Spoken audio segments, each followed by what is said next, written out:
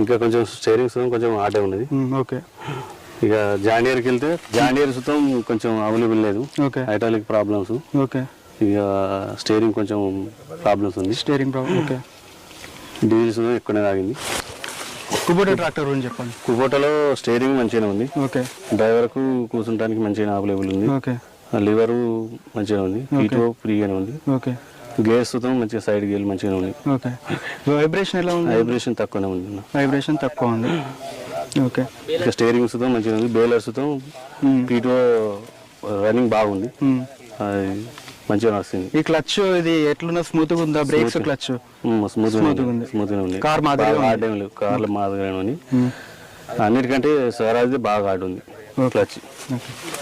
మహేంద్ర గురించి చెప్పండి. మహేంద్ర సుతం కొంచెం టైట్ గా ఉంది కూర్చున్నాడు. అది క్లచ్ డూబుల్ క్లచ్ లేదు, దానికి సింగిల్ క్లచ్ చెప్తే మిషన్ ఆగుతుంది. స్వరాజ్ సుతం ఇంతే ఉంది ప్రాబ్లమ్స్. స్టీరింగ్ కొంచెం ప్రాబ్లం ఉంది. ఓకే. బ్రేక్లు సుతం అంతా అవైలబుల్ లేవు. ఓకే. మహేంద్రకు. ఇప్పుడు ఈ 4 ట్రాక్టర్లు నడిపిల్లు కదా, ఈ 4 ట్రాక్టర్లలో ఏ ట్రాక్టర్ మైలేజ్ ఎక్కువ ఇస్తుంది? 4 ట్రాక్టర్లలో కుబోటో బాగున్నది అన్న. కుబోటో మైలేజ్ కొద్దిగా ఎక్కువ ఉంది. ఓకే. మళ్ళీ స్పీడ్ ఎక్కువ ఉన్నది. అన్ని స్పీడ్, కట్టల స్పీడ్ ఉన్నది, టైర్ల స్పీడ్ ఉన్నది. స్టీరింగ్ సుతం ఫాస్ట్గా పనిచేస్తుంది. లివర్ మంచిగానే ఉంది. పీటో వేసడానికి గేర్ సుతం పెద్దగా ఉన్నది.